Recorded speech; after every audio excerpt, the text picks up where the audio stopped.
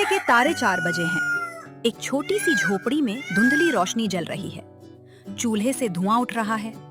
आलू उबलने की गंध हवा में फैली हुई है। आज अगर 50 सैंडविच बिक गए तो मुन्ना की स्कूल की फीस जमा हो जाएगी। मालिक ने कहा है कि आज फीस नहीं दी तो नाम काट देंगे। सुनते हो, जरा पानी देना। तुम आज फिर इतने तड़के उठ गए। तुम्हारी आंखें लाल हो रही हैं राजू। तुम लेटी रहो राधा। डॉक्टर साहब ने कहा है ना कि तुम्हें ज्यादा हिलना डुलना नहीं है। अरे आंखें लाल क्या होंगी, ये तो चूल्हे के धुएं की वजह से है। तू चिंता मत कर, आज मेरा दिल कह रहा है कि सैंडविच खूब बिकेंगे। बापू, क्या आज आप मेरे लिए वो नीली वाली पेंसिल लाओगे?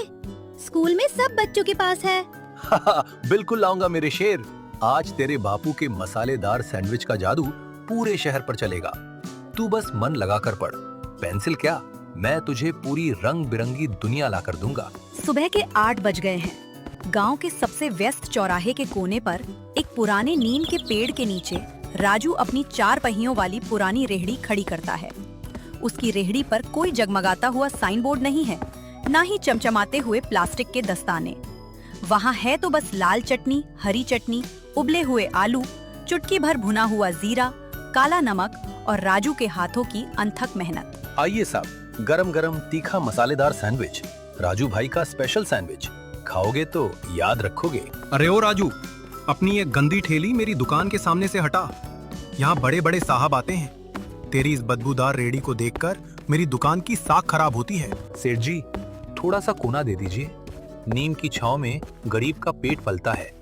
आपकी दुकान के आगे तो गाड़ियां खड़ी होती हैं। मैं तो किनारे चुपचाप खड़ा हूँ। किसी को तंग नहीं करूंगा सेठ जी। पेट पलता है तो शहर जाना।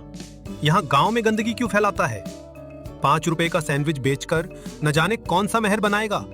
हट यहाँ से, नहीं तो अभी पुलिस बुलाकर तेरी ठेली उठवा दूंगा। अपमान के वे कड़वे शब्द राजू के कलेजे को छलनी कर जाते हैं, पर गरीब की सबसे बड़ी ढाल उसका संयम होती है। राजू आंखें नीची कर लेता है, अपनी रेहड़ी को थोड़ा और पीछे खिसका लेता है। उसकी आंखों में एक आंसू छलक आता है। दोपहर के 2 बज चुके हैं। कड़कती धूप में तवा तप रहा है और राजू का माथा भी। लेकिन अब तक कुल जमा 3 सैंडविच बिके हैं। कमाई सिर्फ 60 रुपए। ब्रेड का पैकेट आधा बचा है जो शाम तक खराब हो जाएगा।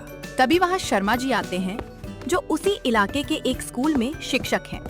स्कूल की छुट्टी के बाद उधर से गुजरते हैं। वे थके हुए और भूखे लग रहे हैं। भैया, कुछ खाने को मिलेगा? बहुत जोरों की भूख लगी है। हाँ बाबूजी, बैठिए ना, बेंच पर बैठिए। अभी आपके लिए एकदम कड़क मसालेदार सैंडविच बनाता हूँ। राजू पूरी निष्ठा के साथ काम करने लगता है। वह ब्रेड पर मक्खन लगाता है, ताजी सब्जियां काटता है और जब सैंडविच सुनहरा और कुरकुरा हो जाता है तो सैंडविच को एक प्लेट में रखकर शर्मा जी को दे देता है। अरे वाह भाई, ये स्वाद, इतना बेहतरीन मसाला। ये तो बड़े बड़े कैफे के 300 रुपए वाले सैंडविच से भी ज्यादा स्वादिष्ट है। इसमें ऐसा क्या डाला है आपने? बाबूजी, इसमें कोई बड़ा राज नहीं है। बस मेरी बीमार पत्नी के हाथों की पिसी हुई मिर्च मसाले हैं और मेरी मेहनत। जब हम गरीब कोई चीज बनाते हैं ना साहब, तो उसमें स्वाद कम और अपनी रोजी रोटी बचाने की तड़प ज्यादा होती है। आपका नाम क्या है भैया? मेरा नाम राजू है साहब। लोग मुझे गरीब मसालेदार सैंडविच वाला कहते हैं। जिंदगी भर गरीबी ही देखी है, इसलिए नाम के आगे से गरीब हटता ही नहीं। इंसानियत अभी मरी नहीं है। शर्मा जी राजू के जवाब और उसकी आंखों में छिपे संघर्ष को भांप लेते हैं। वे सैंडविच के पैसे चुकाते हैं और थोड़ी देर राजू के पास ही बैठ जाते हैं। राजू भैया, आप अकेले ही ये सब संभालते हैं? घर में कौन कौन है? 5 साल हो गए साहब। गांव में फसल मारी गई तो शहर आ गए। सोचा था मेहनत करेंगे तो दिन बदलेंगे, लेकिन यहाँ ब्रेड महंगी है, आलू महंगा है और मेरी पत्नी फेफड़ों की बीमारी से जूझ रही है। बेटा 8 साल का है, मुन्ना। रोज सुबह मुझसे कहता है, बापू आज नीली पेंसिल लाओगे? पर मैं कई बार रात को खाली हाथ लौटता हूँ साहब। जब सैंडविच नहीं बिकते तो लगता है जैसे मेरी मेहनत में ही कोई कमी रह गई। पर मैं हार नहीं मानता। रोज सुबह इसी उम्मीद में उठूंगा कि आज का दिन कल से बेहतर होगा। शर्मा जी एक शिक्षक हैं। वे इंसानों के दिलों को पढ़ना जानते हैं। राजू की सादगी और उसकी ईमानदारी ने उनके दिल को छू लिया। उन्होंने मन ही मन ठान लिया कि इस मेहनती इंसान की राह को थोड़ा आसान करना है। रात बीती। सूरज की किरणें फिर उगी, लेकिन आज की सुबह राजू के लिए आम सुबह नहीं थी। शर्मा जी ने रात को ही अपने स्कूल के साथियों, पड़ोसियों और मिलने वाले कई लोगों को राजू के सैंडविच और उसकी ईमानदारी के बारे में बता दिया था। सुबह के 9 बजे हैं। राजू हमेशा की तरह अपनी रेहड़ी पर खड़ा था। उसका दिल उदास था, क्योंकि कल रात भी वह मुन्ना के लिए नीली पेंसिल नहीं ले जा पाया था। तभी अचानक चौराहे पर स्कूल के शिक्षकों, ऑफिस जाने वाले लोगों और स्थानीय नागरिकों की भीड़ जुटनी शुरू हो गई। अरे यही है राजू भैया। शर्मा जी बता रहे थे कि आपके हाथ के सैंडविच का जवाब नहीं है। भैया 4 सैंडविच जल्दी लगाओ। भैया, हमें भी आपका वो स्पेशल मसालेदार सैंडविच खाना है। शर्मा जी ने आपकी बहुत तारीफ की है। देखते ही देखते राजू की रेहड़ी के सामने लोगों की लंबी लाइन लग गई। लोग राजू के सैंडविच की तारीफ कर रहे थे और उसकी मेहनत का सम्मान कर रहे थे। हे भगवान, ये क्या हो रहा है? इतने लोग। साहब, थोड़ा सब्र रखिए, मैं सबको गर्मा गर्म सैंडविच बना कर देता हूँ। राजू के हाथ बिजली की रफ्तार से चलने लगे। वो ब्रेड सेकता, मसाला छिड़कता और मुस्कुराकर सबको सैंडविच थमाता। उसकी आंखों से खुशी के आंसू बह रहे थे। लेकिन दूर खड़ा सेठ करोड़ीमल ये सब देखकर स्तब्ध था। जिस रेहड़ी को वो बदबूदार कहता था, आज वहाँ शहर के संभ्रांत लोग लाइन में खड़े थे। दोपहर तक राजू के पास रखा ब्रेड का हर एक पैकेट, आलू का हर एक दाना खत्म हो चुका था। जहाँ वो दिन में 60 रुपए कमाने के लिए तरसता था, आज उसकी जेब में पर्याप्त पैसे आ चुके थे। लेकिन राजू के लिए ये सिर्फ पैसों की बात नहीं थी, ये उसकी मेहनत की जीत थी। तभी शर्मा जी मुस्कुराता हुआ कुछ लोगों के साथ राजू की रेहड़ी के पास आते हैं। कैसा लग रहा है राजू भैया? आज का दिन कैसा रहा? शर्मा जी, आप भगवान बनकर आए। आपने मुझ जैसे गरीब के सैंडविच को पूरे शहर का पसंदीदा खाना बना दिया। नहीं राजू भैया, ये मेरी वजह से नहीं हुआ। ये आपके पसीने, आपकी ईमानदारी और आपकी पत्नी के पीसे हुए मसालों का असर है। हम सब तो सिर्फ आपकी सच्ची मेहनत का सम्मान करने आए थे। तभी शर्मा जी राजू की हथेली पर एक पैकेट और एक लिफाफा रखते हैं। ये क्या है बाबूजी?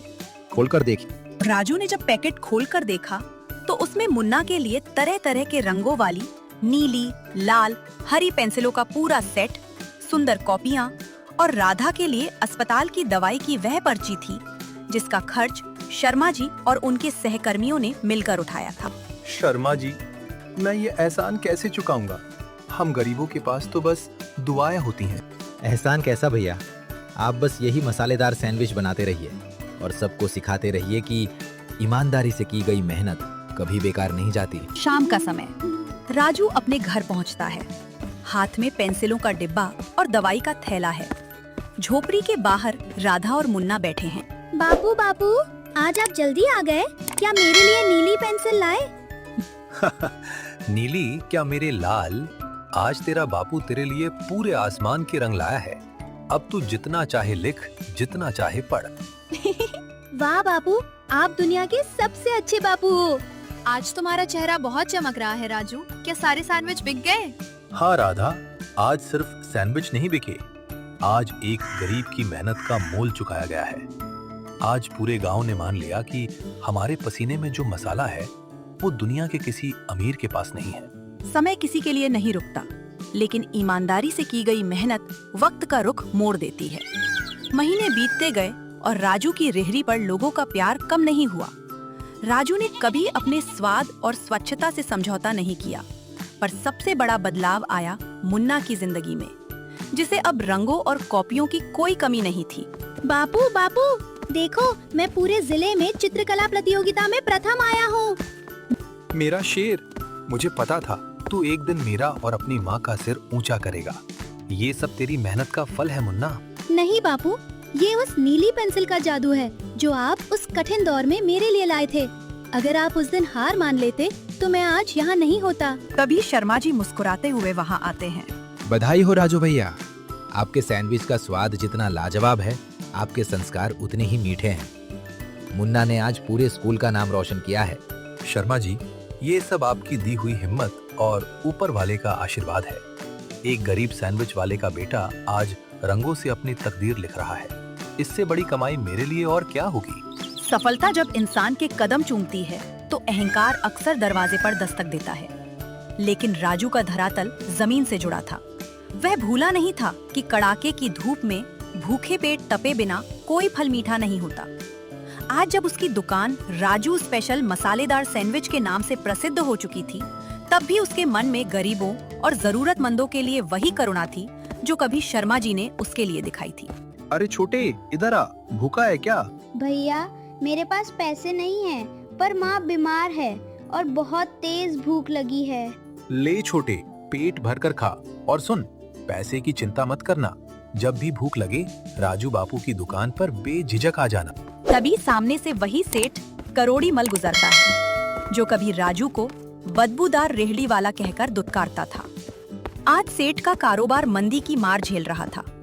वह राजू की दरियादिली और दुकान पर लोगों की भीड़ देखकर ग्लानि से भर जाता है। राजू, मुझे माफ कर देना। मैंने तुझे हमेशा नीचा दिखाया, तेरी गरीबी का मजाक उड़ाया। पर आज देखा कि असली अमीरी दिल की होती है, पैसों की नहीं। सेठ जी, माफी मत मांगिए, वक्त से बड़ा कोई गुरु नहीं होता। आपने मुझे उस दिन डांट कर भगाया था, तभी तो मेरे अंदर कुछ कर दिखाने की आग जली थी। आपका गुस्सा भी मेरे लिए आशीर्वाद बन गया। जिंदगी के तवे पर जब उम्मीदों की रोटी सिकती है, तो उसकी महक पूरे जमाने को महका देती है। राजू ने सिर्फ सैंडविच नहीं बेचे, बल्कि अपनी निष्ठा से ये साबित कर दिखाया कि परिस्थितियां चाहे कितनी भी विपरीत हों, ईमानदारी, धैर्य और पसीने की मेहनत कभी जाया नहीं जाती।